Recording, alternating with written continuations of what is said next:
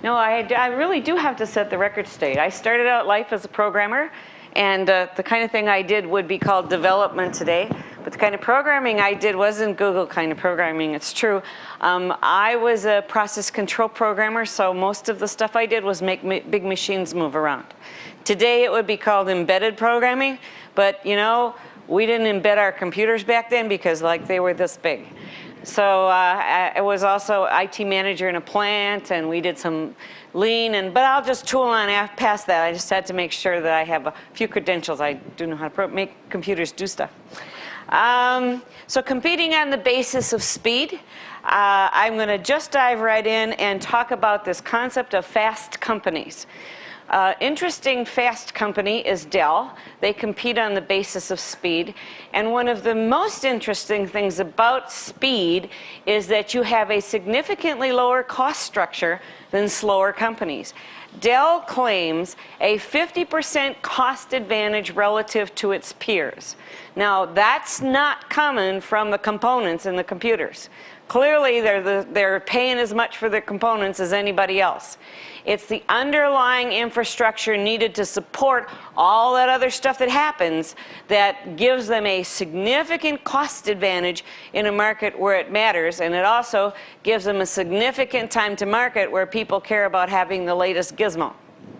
Another company that competes on the basis of speed in product development as opposed to manufacturing is Toyota.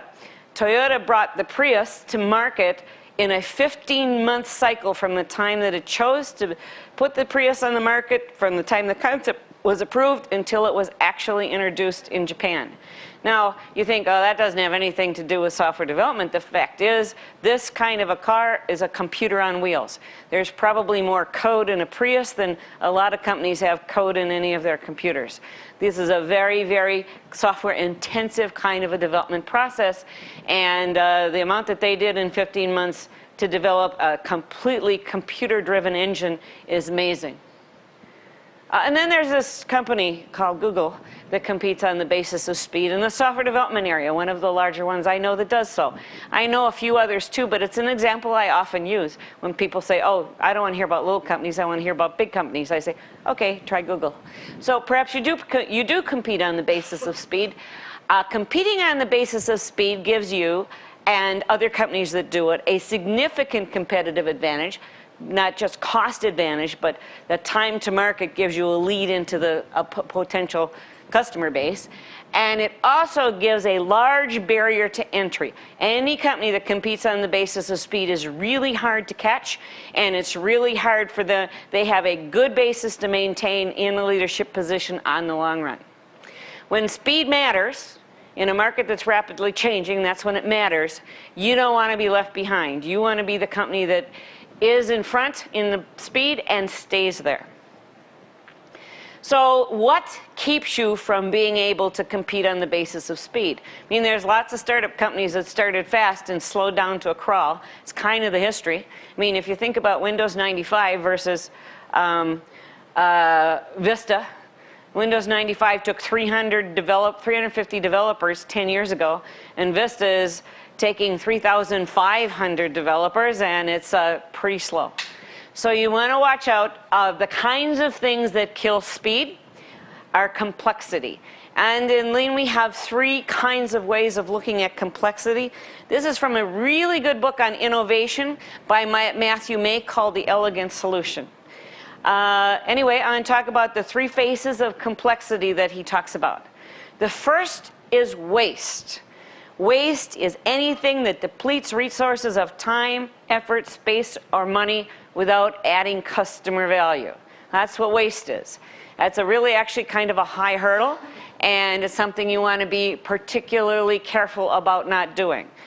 Anything that gets in your way of spending your time doing nothing but adding customer value. Keep it simple. That's kind of the forget waste, keep it simple. The second big killer of speed is complexity, is inconsistency. Anything that is uneven, irregular, unbalanced. And if you look into lean manufacturing, one of the first things you have to do is have a level line. I will talk about what that means in software. but I will say on the front it's make it flawless. Okay? And the last one is overload. Excessive or unreasonable burden. Something that just is too much to really be expected. Let it flow. So those are the three things I'm going to talk about today. Keep it simple, make it flawless, and let it flow. Okay? Simplicity. So Jim Collins, who wrote Good to Great, says it's the discipline to discard what does not fit that marks the ideal piece of work. Or Matthew May in the book here, Elegant Solution, lean requires a precise understanding of what value is. The who, what, when, where, how, and why of the customer need. Or Fred Brooks, who wrote the Mythical Man Month, basically said, write less code. Less code, the better. Okay? Now, I don't really need to say a whole lot about keeping it simple here because this is my example of keep it simple. Okay, so you guys get this. But there's more to simplicity than what you see in the product, so I'm going to talk about a few other areas of simplicity. Simplicity also means a common underlying infrastructure. Things like common architecture, common conventions of the way things are named, coding, logging, user interaction, security, configuration management, common tools. Doesn't mean you have to always use the same tool or always have the same standards, but if you start having myriads of these, you will have a very complex rather than a simple infrastructure, and it will slow you down. And another area of simplicity is what I'm going to call refactoring. You've all heard of refactoring? Okay, so keep your code base clean. Keep simplifying the design of the code because you don't want to have this great big mess of think of everything on the front end. You absolutely want to be able to add stuff as it strikes the users that they want it. And in order to do that, you have to have a simple code base. As you add stuff, you have two choices. Either it's going to get more and more complex, or you will keep it from getting more and more complex. And now you have to consciously clean up and remove duplication and clean up code as you add more and more features. So that's another set of aspects of simplicity. And then one more long thing. Sustainable simplicity comes from change tolerance in the code. Because, you want to remodel what you do all the time. The stuff you put out today is not the stuff that's going to be there tomorrow. People who used to think that was the case have discovered that it just can't be the case in the area of software. Software is there to be changed. It's going to change. In fact, 60 to 80% of all software is developed after first release to production. And a development process that anticipates change will result in software that tolerates change. And if your process does not anticipate change, you are going to have change intolerant process. I want to interrupt here and say, if anybody has any questions, don't wait, just, do ask it, because it's actually more fun to answer questions and talk about stuff that interests you than to just sort of talk at you. So please, yes?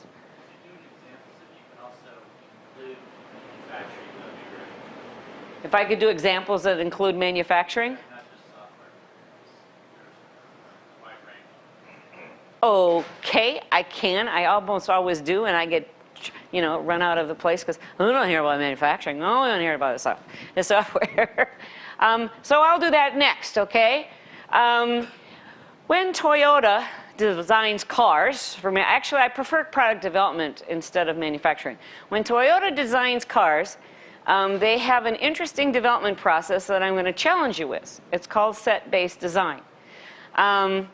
And set-based design says, don't just do one thing, do a set of things. So let's talk about that Prius again. The Prius is now got 15 months from product concept approved until it's out there. They've been playing around in research with all these various types of hybrid engines, but they don't actually know exactly what it's going to look like. For the first 4 or so months of that 15-month cycle, they maintain 10 active engines under development in detail. And they have decided that they're going to decide about 9, 10 months before actual production which one of those 10 is the best. They don't just do one and keep making it better. They have multiple options. And in fact, This not only makes stuff go faster, it makes stuff simpler.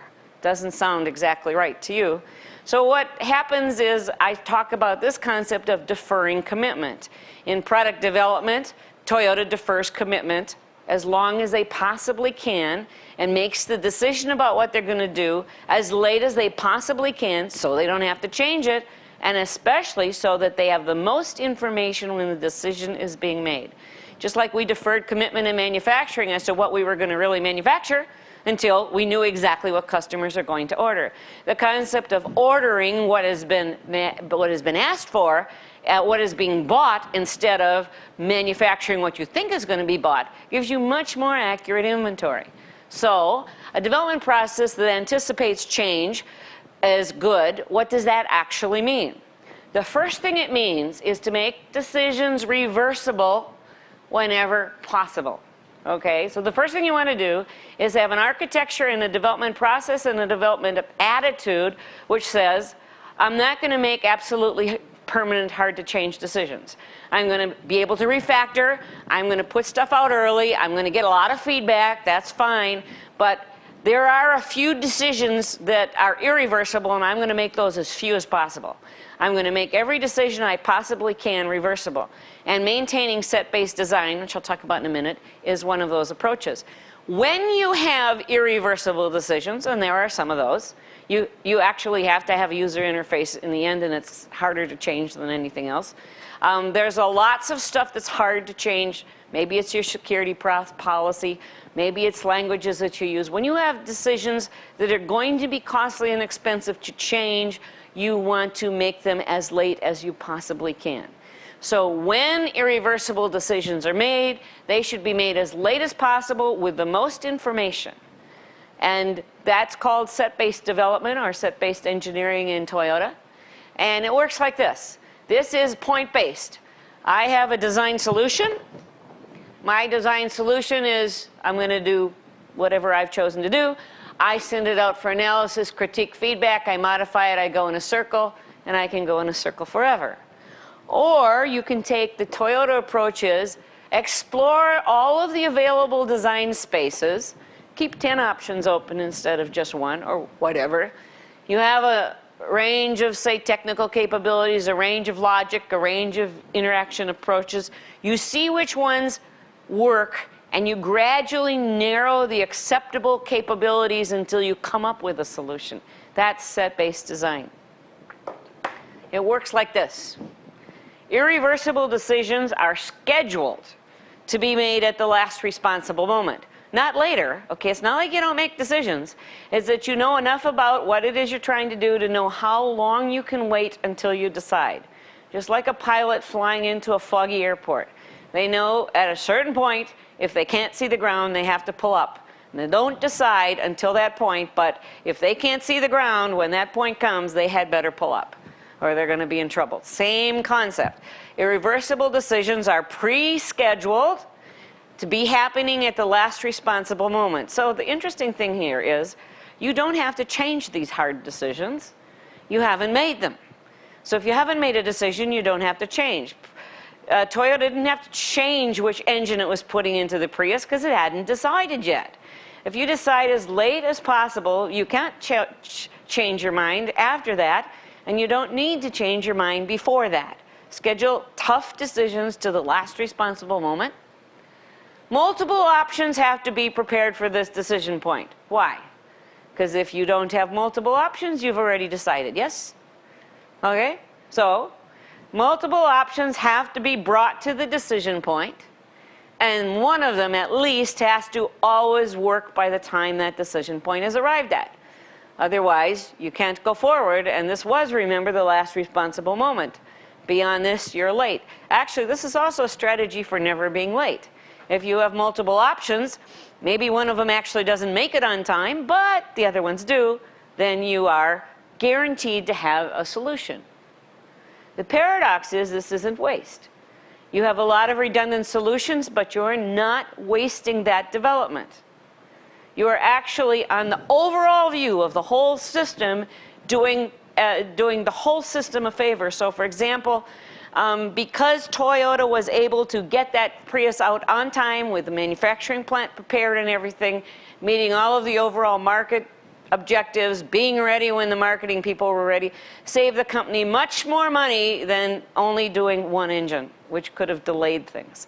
In fact, the other thing that Toyota got was so much experience in making hybrid engines that now they're going to put a hybrid engine into all the cars that they make as an option. So it's not a really bad thing to take the really tough decisions and have multiple options. It's not waste. It allows you to be faster. It allows you to have the best alternative. Here's a case study. I was here in the Bay Area. I was giving a talk at SD West on this very topic. And somebody who it was at a company that made printers came up to me and said, I got this problem. My marketing people say I can sell 100,000 more printers if only I will give them red-eye reduction. Now, at the time, red-eye reduction was a solved problem, but a computer actually recognizing that red-eye reduction was necessary and then doing it was not a solved problem. And the marketing people said if they could do an automatic red-eye reduction with this printer as a feature, they'd sell 100,000 more, but he had only 12 weeks. Okay? So he had two options. There was a simple algorithm. Wasn't a very good one, but it would work. And then there was a complex algorithm, but he wasn't really sure he could make the date. What should he do? There you go. You got it. You got the concept. In this case, of course you would do both. I said to him, well, obviously you would do both. And he was really stunned. And he said, well, what am I going to tell my managers? I mean, no, he didn't say that. He said, where am I going to get the resources? And I says, you're telling me you can sell 100,000 more printers and you're asking me where you're going to get the resources from? Oh, yeah, he says, I guess you're right. Well, what am I going to tell my manager? And I said, well, what you're going to tell him is not to worry, don't lose any sleep, going to have the red-eye reduction on release date, no problem. And you know what? A couple months downstream, we might even have a better one. Otherwise, it might even be ready on time. They'll love it. You know, just because you develop two things doesn't mean it's wasted. And even if it does, the whole idea of hitting that market window is much more important than having a few extra people that are developing two different options. And so if that poor algorithm doesn't make it, you know, those guys were rooting for the ones with a better algorithm anyway because they wanted that one to go. So do both is cheaper in the big picture than doing just one. And that's a concept of set-based development that really works in software development, especially for the hard irreversible decisions. And you want as few of those as possible. So any questions on that before I move from simplicity into make it flawless? I'm done with simplicity. I think you understand it. You want to do it. And this is a technique that is rarely used, but actually it turns out to be a very interesting and effective one. Okay, so now let's talk about make it flawless. So back when the Toyota production system was started up, it was started up by Teiichi Ohno, and he had a couple of concepts. One was just-in-time flow, which we'll talk about next, but the other was a stop-the-line culture. This came from the fact that when Toyota started up, it made looms, and the looms had the warmth and then the weft, and the idea was that they wanted multiple machines to be managed by a single person, but the minute one of those threads broke, they got a defect in the cloth. As soon as you got a defect in the cloth, you couldn't sell it. And that was pretty expensive, so typically at that time, I'm talking early 1900s, power looms were staffed with one person per loom. In fact, some of the earliest power looms were staffed with little kids watching each loom and stop it as soon as something goes wrong. So the brilliance behind Seikichi Toyota's invention that he patented, and then actually this invention was sold, the patents for the looms were sold to fund the automotive business, another story, was that the minute that loom had a broken thread, a little metal thing would flip down because it'd be resting on the thread, make a metal contact, and stop the loom. The loom would be stopped, or if the warp thread ran out, another one would come in and it would automatically shuttle back and forth, another one would drop in. But if ever anything went wrong there, the loom would stop. The minute something goes wrong, you stop the loom. That is the concept of stop the line or make it flawless that actually allows you to go faster. So then they could have like 20 looms with one person because it would stop when something went wrong. The idea of stop the line is one of the fundamental concepts of lean. This is Shigeo Shingo, who was one of the consultants in lean both at Toyota and also in the United States. And he wrote the book that we used in our plant when we started up just-in-time production. And he says in that book that there are two kinds of inspection. Inspection to find defects, which is waste. How many here are like in QA and do this kind of stuff? Okay, you've got friends though, right? So I'm telling you that what they do is waste, is that right? So inspection to find defects is waste, but inspection to prevent defects is essential. When we started up in our plant, we had people in QA that used to try to find defects in our product, and we moved them all out onto the production line to figure out how to make stuff without defects in the first place. And this is the game you need to play with lean in order to go fast. You would be amazed at how much faster you go when you make stuff where the defects are caught the minute that they occur instead of found later. So your idea, according to lean, in manufacturing or in software development, is to mistake-proof every step. Defects need to be detected the moment they occur. The idea is don't track the defects on a list, find them and fix them. Okay? So, test first. In other words, start by writing the test, put them in an automated test suite, and then run them as you write the code and catch it. I'm going to talk a little more about that. So let's go back to the role of testing. A quality process builds quality into the product. It does not test it in later. Anybody who's been in manufacturing has known this in their sleep for about 2 decades. The fact that we don't get this in software development is too bad because this is really fundamental. Fundamental, in fact, going fast. If you routinely find defects in your verification or QA process, do you? You know, after you're done, you toss it over and QA looks at it. Do they find defects? Okay, then you have a defective process. You need to figure out how to find those defects before you hit QA.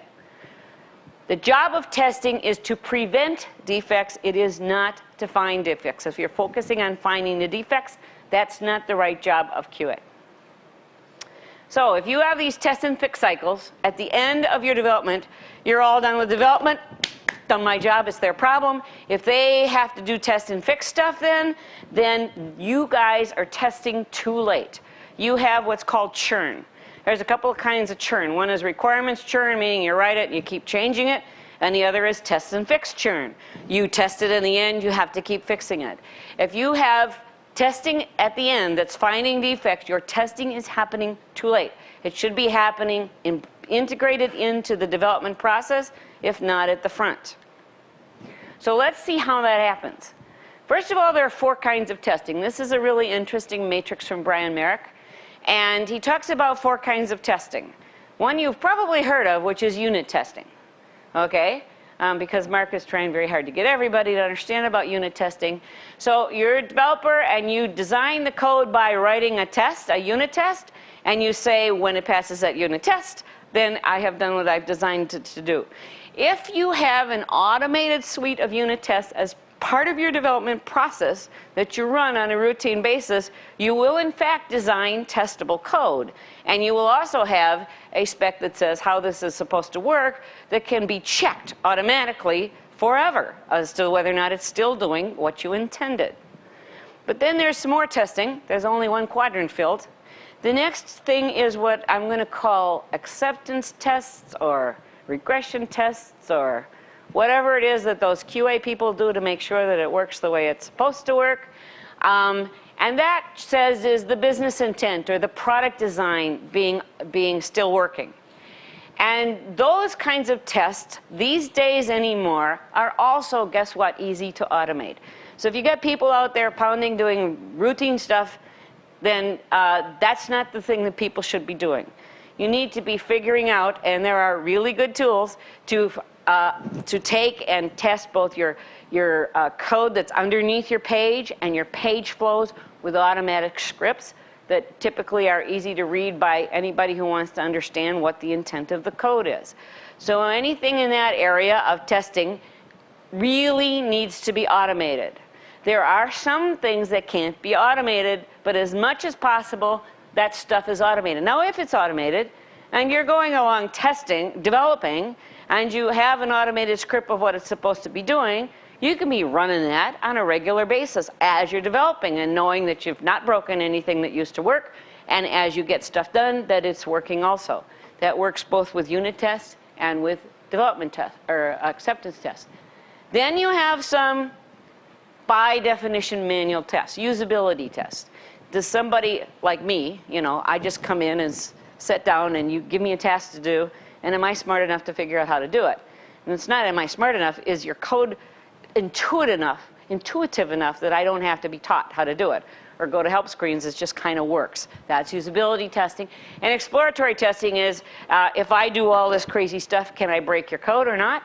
And that's not, does it do what's intended? It's, is there any way that it can be deviously broken? These are manual tests, and this is where people should be, intelligent people should be spending their time there, not doing this stuff that can be automated. And then you have stuff like, is it fast, which you really care about. So you're really good at it, so you must care about it. Response, security, that kind of stuff. And those typically are some sort of tool, and you will have, anywhere you care about, tools to test that that happens. The earlier you test in the development process that you've got those kinds of things working, the easier it is to fix it if you're not heading down the right path. So those are the kinds of testing that need to be done early and often. So I'm going to talk about this thing called technical debt, because remember, the thing we're trying to do with code is make it change tolerant. Anything that makes code difficult to change is debt. Companies that haven't been around for a while, and really you've only been around for what, 7 years, 8, 10, that vicinity? So that's still not very long.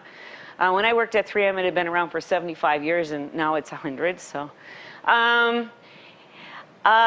you require this thing called debt if you're not careful.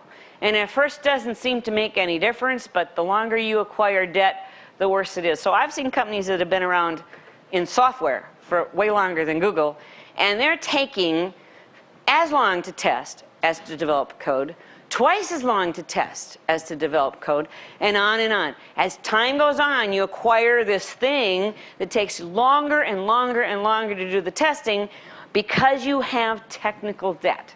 If you don't care about technical debt and you acquire it now, you're going to be sorry. So think about that when you develop.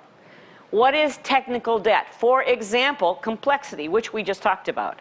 The cost of complexity is exponential. As time goes on, it's not just a linear thing, it just goes through the roof. But we talked about complexity, so the next thing I'm going to talk about is regression deficit. Regression deficit. You've got something that works, you're going to add some more features, you want to make sure that what used to work still works. That's regression testing. It's typically in that acceptance test quadrant. Okay, so you do regression test. Now you want to add something else, more features. Regression test takes a little longer, yes, because you've got some more features to test. Add some more features, takes a little longer. Add some more features, takes a little longer. This goes on forever.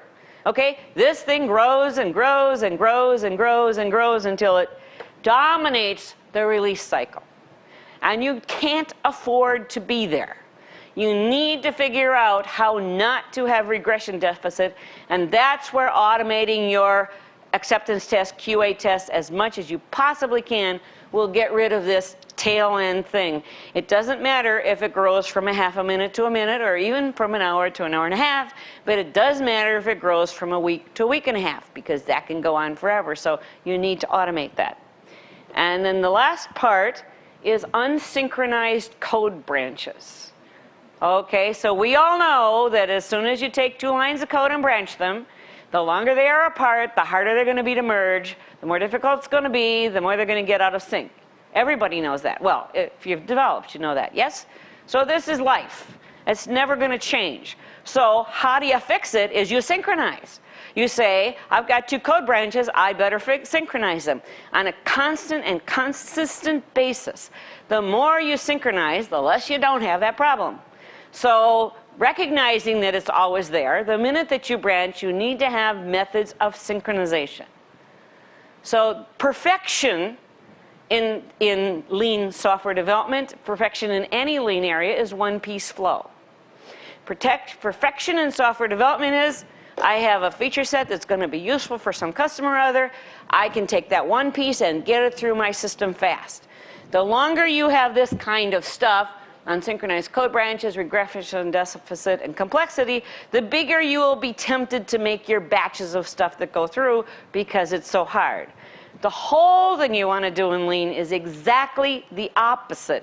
You want to continually focus on one-piece flow. So, because you asked, to go back to manufacturing, one of the most difficult things in car making in one-piece flow is the paint booth.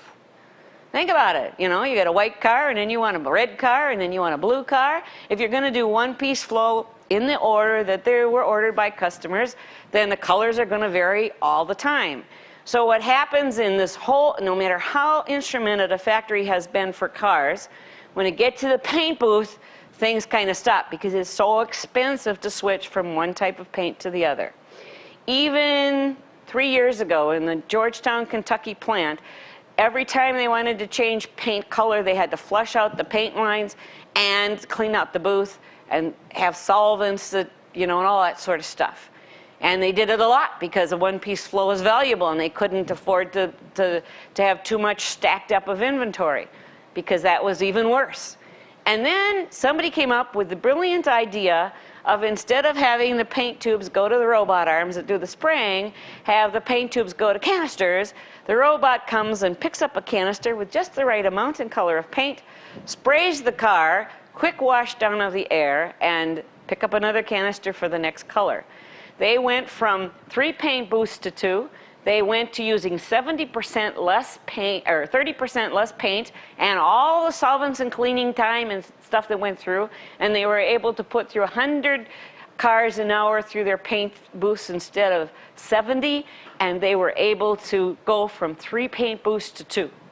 And they have great big floor space now that isn't there. That's one-piece flow. So if you say, geez, paint takes a long time, I got to have all the blue ones and all the red ones and all the white ones, then you're in trouble. If you say, I want to put more and more stuff together because it is so hard to release to production, you are going the wrong way. Your objective is one-piece flow.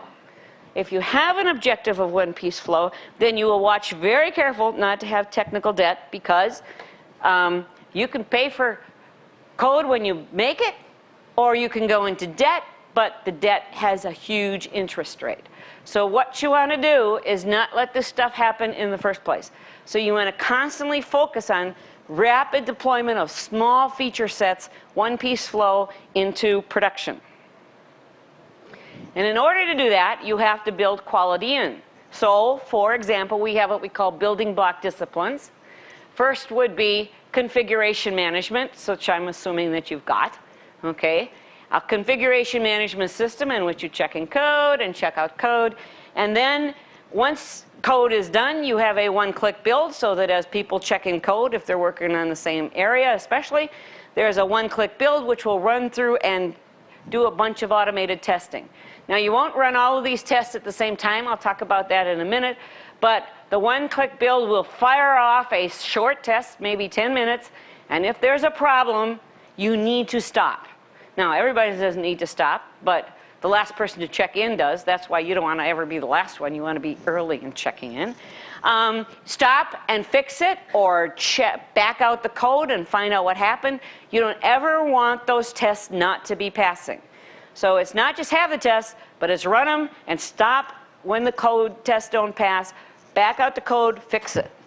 And then you want continuous integration, okay, which is with nested synchronization, which I'll talk about, and you want frequent deployment. The more frequently you actually get the thing out there, getting feedback from real live people, the better off you are. So let's talk about nested synchronization, because it's not just everything is in unit tests. It's a little more complicated than that. Nested synchronization means that every few minutes, for example, people working in the same area of code check it in, and there's a test that fires off and tells whether or not things are working. People have worked to get that test fast. It's maybe not everything. It doesn't take any more than 10 minutes. So maybe you've marked out the database or not, or maybe even the user interface, but you know if stuff is passing. These are typically the unit tests. Then every day, for example, depending upon the length of it, you then run your acceptance test suite on this particular thing that you're working on. And maybe every week or something, you have some harnesses that you get from operations that are going to pound your code and make sure it's not going to kill anything else in operations by doing all the stuff that they don't like it to do, and having all of the protection from anything that could take down an operating environment. And then every iteration, you want to have stuff that you could actually deploy. Okay, so deployment ready, you could put it out there. I mean, people who do antivirus stuff have about a 48-hour cycle from starting to figure stuff out to on my computer. And they've gone through all of this stuff in there. So every iteration, whatever an iteration is to you, a couple weeks or 4 weeks or whatever it may, you want stuff to be ready to deploy if you actually wanted to, or you want to deploy it. In any case, you want to have releases as frequently as possible. So that's what I mean by nested synchronization. You are running at whatever pace you possibly can the whole suite of tests in an automated manner as early and as often as you possibly can.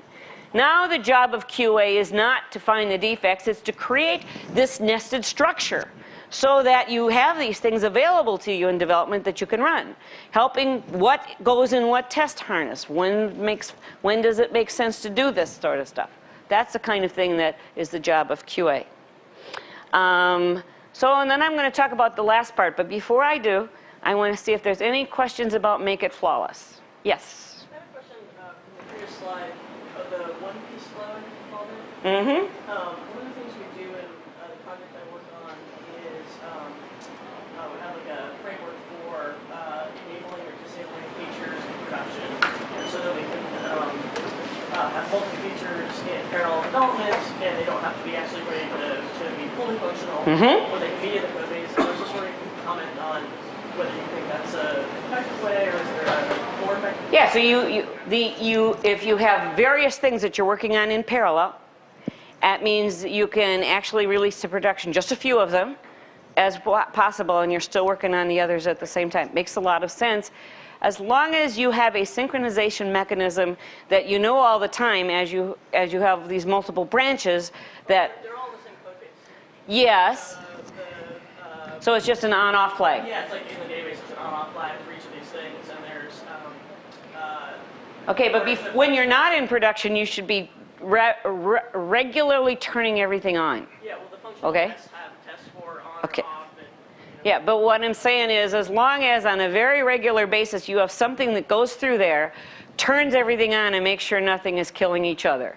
Okay, so even the stuff that is suppressed should be a good citizen. And you should know that the suppressed stuff is a good citizen in ways, now there will be some things it won't be doing, and sometimes you can't turn that on because you know it's going to kill the other code branch or something. But you should have ways to what you know should be working should be tested across all the branches as often as possible. And that would be an interesting challenge for QA. So when you get to a point where you turn one thing on, does it ever kill other stuff? If you catch it at the wrong point. Well, but if you, yeah, and sometimes catching it at the wrong point will tell you what you should be doing. But what I'm worried about is you catch it at the right part in the cycle and it still kills other stuff. That's what you want to know about. You want to know about the interaction across your code branches that should work, has worked in the past, that stops working. That's the stuff you want to catch the minute you do something to make it stop working. It's so much easier when you know that it worked 5 minutes ago, I did this thing, and now it doesn't work. Well, guess what caused it? Okay? It's way the heck easier than it worked 5 days ago. I did this stuff, and now it isn't working. That's a witch hunt, okay? It takes forever to figure out what caused it. So you always want to be in the case of it worked this little bit of time ago. I did this very small amount of stuff, and now it doesn't work. How come? Now, if it wasn't supposed to work and it still doesn't work, that's okay.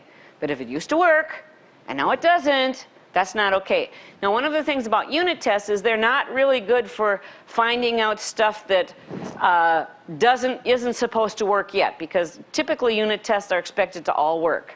One of the things about classic, let's say take FIT, for example, as an acceptance test tool, is that is cognizant of the fact that a whole bunch of times lots of stuff isn't supposed to work yet. So it just turns stuff green and red. And green means it works, red means it doesn't, runs through the whole suite of tests. And what your job is to say, well, if it used to be green and turns red, now I'm in trouble. If it's red, but it's supposed to be red because I'm not done, that's not a problem. I just watch for all my reds to go green. So what you're looking for as you synchronize across those branches offline is it used to be red, green, and now it's turned red. Where is the thing that caused that? And how little bit can I get away with doing before I discover that? So that's the game you're playing. Okay? Any more questions on Make It Flawless?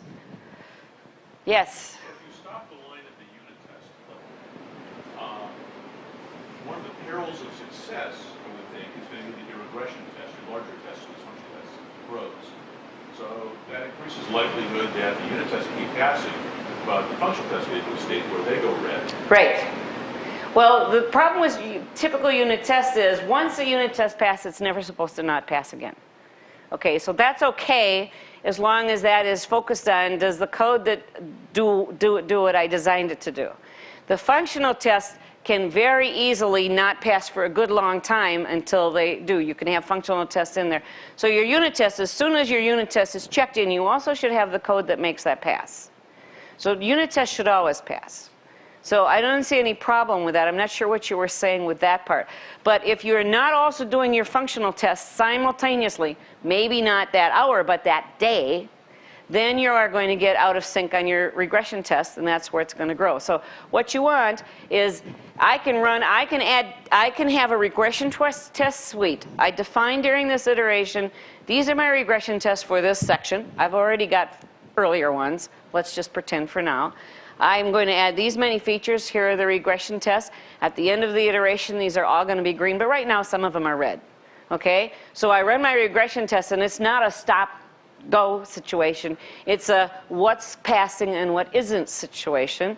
And by the end, all of the regression tests that used to work should be green, and the ones that I know now should work should be green every day. I get more and more green, and I never turn anything red that used to be green. That's what you're trying to do with accept. Does that make sense? Did I answer your question or not? Yeah, you need more granularity than just a single whole test run. Yeah, exactly. And yeah, the concept of regression testing is different. Functional testing is different than unit testing. And both of them are very important. And as far as is absolutely possible, both of them should be automated. Anything that's being done routine should be automated. There is a way to do it. I'm not going to tell you. You know, ask Mark. He can come up with all the solutions. No, right? But you want to have a different concept of testing for regression testing than unit tests, but you want to have them both automated because you can't afford to have that manual. Okay, so we went through this. Any more on testing or Make It Flawless? Okay, so now we go into let it flow. So let's talk about cycle time. That's the average end-to-end process time from problem detection to problem solution. And this always begins and ends with the customer, from the time a customer has a problem until the problem is solved. So I call software development cycle time. This is, by the way, a classic lean concept. Cycle time is customer problem to customer solved.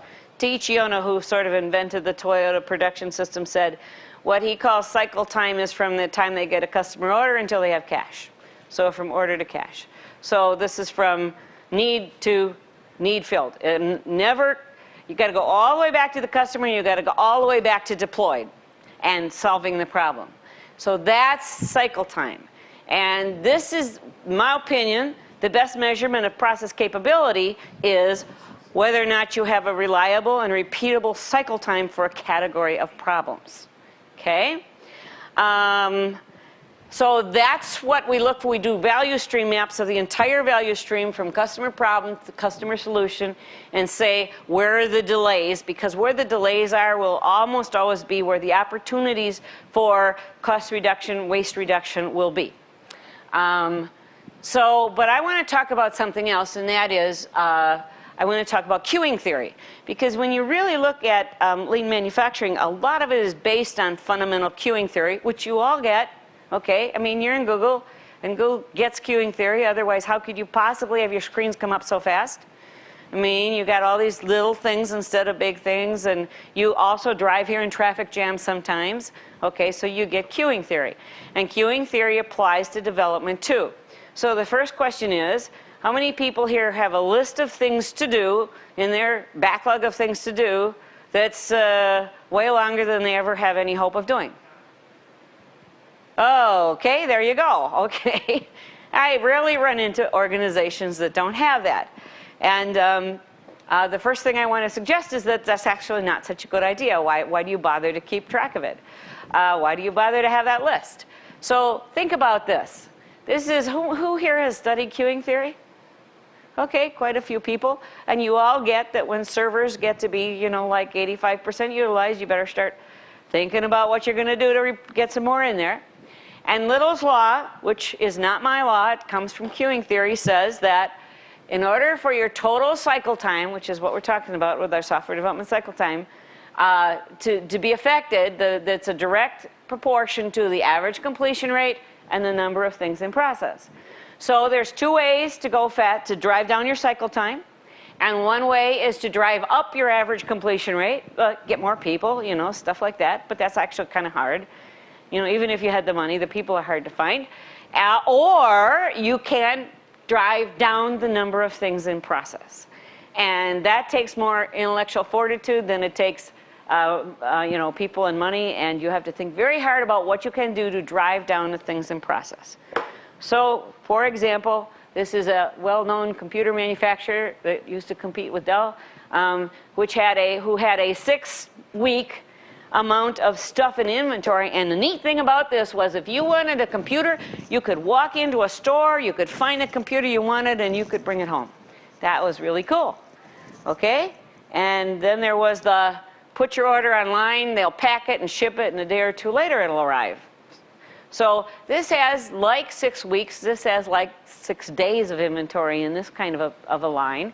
And the deal is that if there's a new say graphics card out there that's way faster or something like that, which one of this is going to take 6 weeks to go from here to there with your new graphics card, and this is going to take 6 days at the most, maybe even less, because we can start here and say maybe 48 hours. So the ability to put in new features that might be demanded is really much greater in here, because the amount of inventory you have is the average time of something coming through.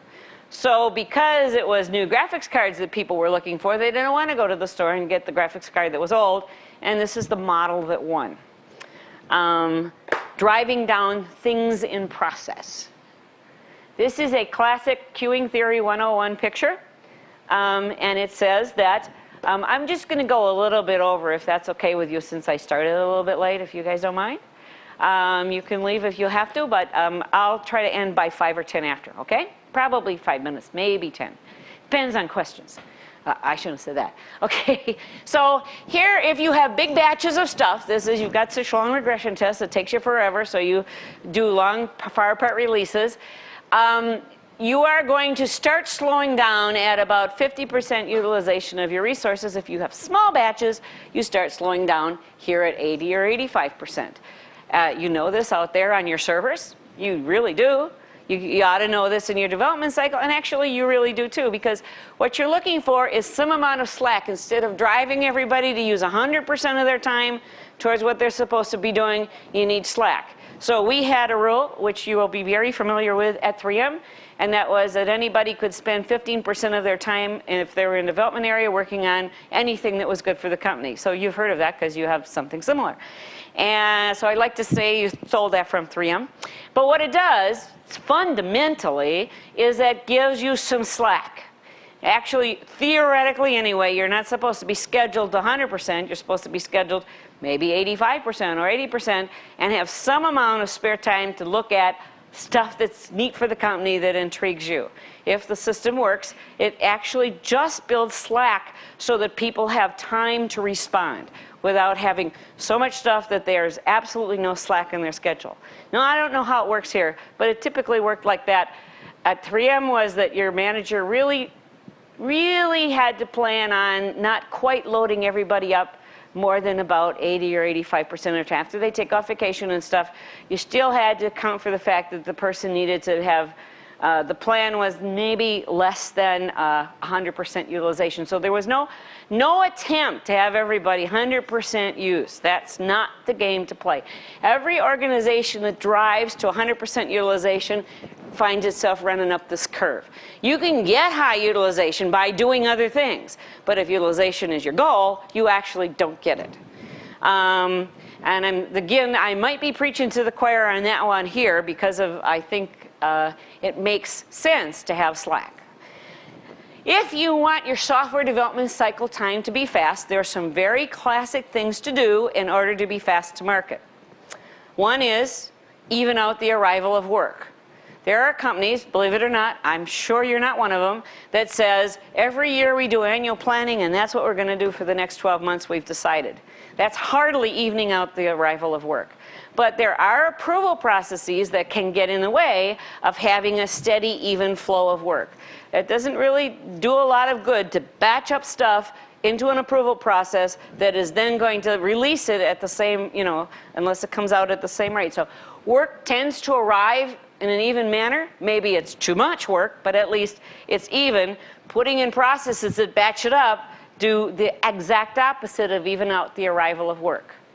Minimize the number of things in process. Okay, so we talk about those to-do lists of yours or defect lists of yours or whatever as queues.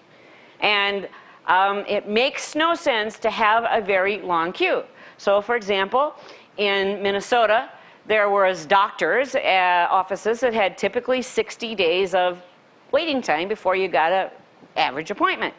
And they studied lean and they said, we don't really need 60 days. Let's see how we can work it down. So they started working half a day extra. Meanwhile, the schedulers, they continued to not accept extra people and try to keep the schedule down at least half a day or maybe even more than that. Every week they drove the schedule so that the backlog went from 60 days to 2 days over a period of about 6 months. Now, after 6 months, doctors were a little nervous about this because, 60 days feels good. But it turns out they saw the same number of people, same mix of problems. Everything from the doctor's perspective was exactly the same, except they saw patients 2 days after they had a problem instead of 60 days after they had a problem.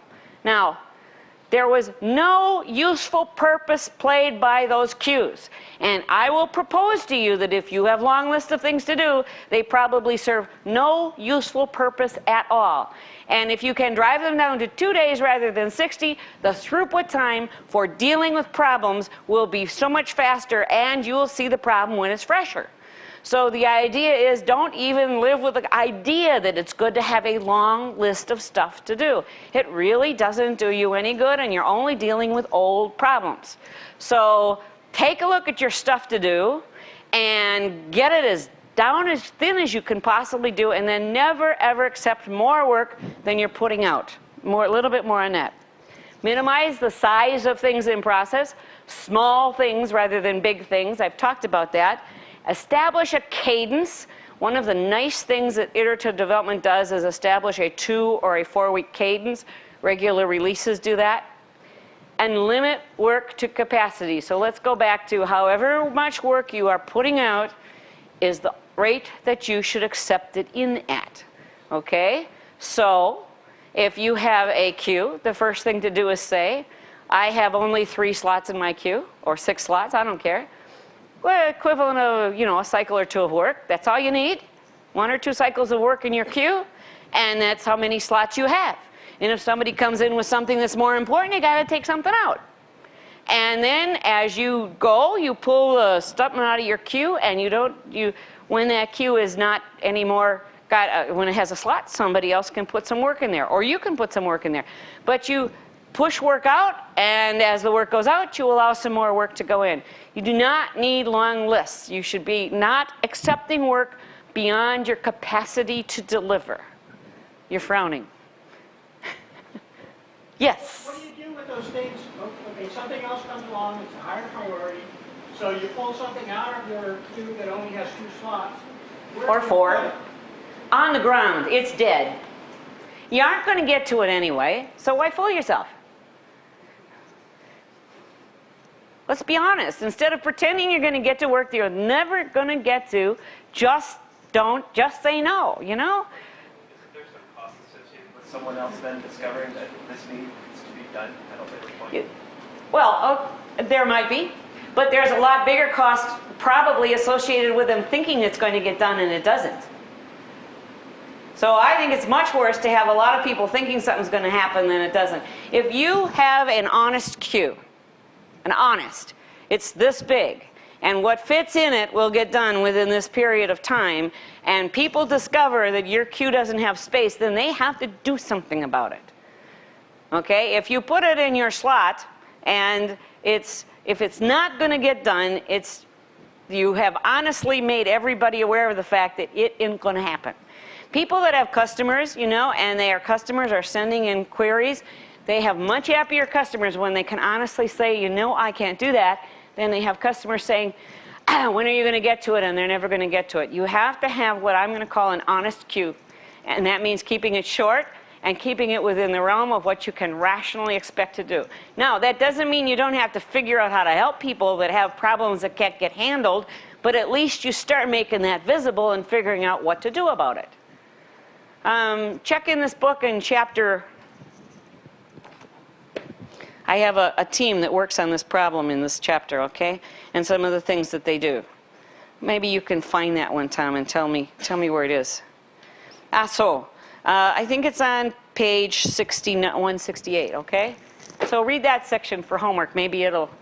Any more questions on this queue thing? Yes? I'm wondering, I think what this does, though, is that you start optimizing your system for throughput, but you might be sacrificing fairness. And that's What do you mean by fairness?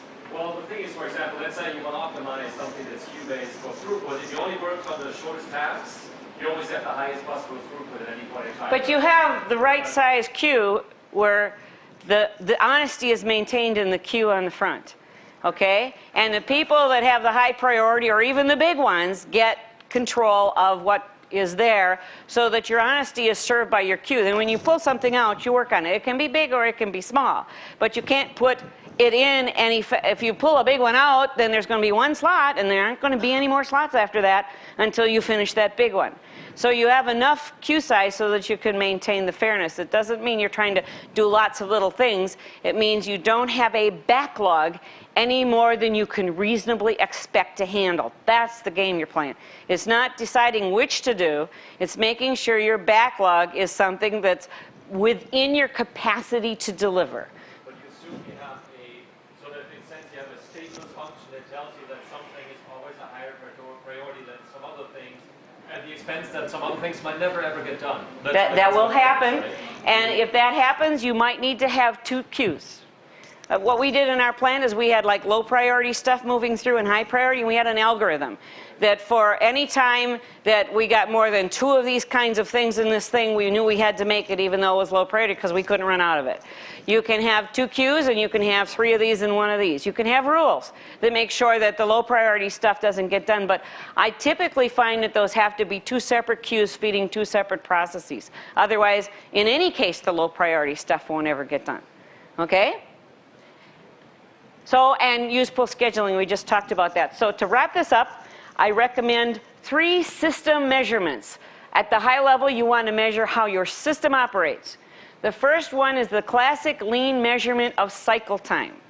From product concept to first release, from feature request to feature deployment, from defect to patch, whatever it is that you want to measure, you should have a consistent cycle time for that, and this is a measure of process capability. And then you want to somehow measure whether or not you're making money in some way. something that's important to the business, whatever the business case is paying you to do, are you delivering on that thing? And the third thing is customer satisfaction. There are lots of ways to measure customer satisfaction, but this is a measure of business return, this is a measure of process capability, and customer satisfaction is a measure of sustainability. Do you have something that can be sustained on the long term?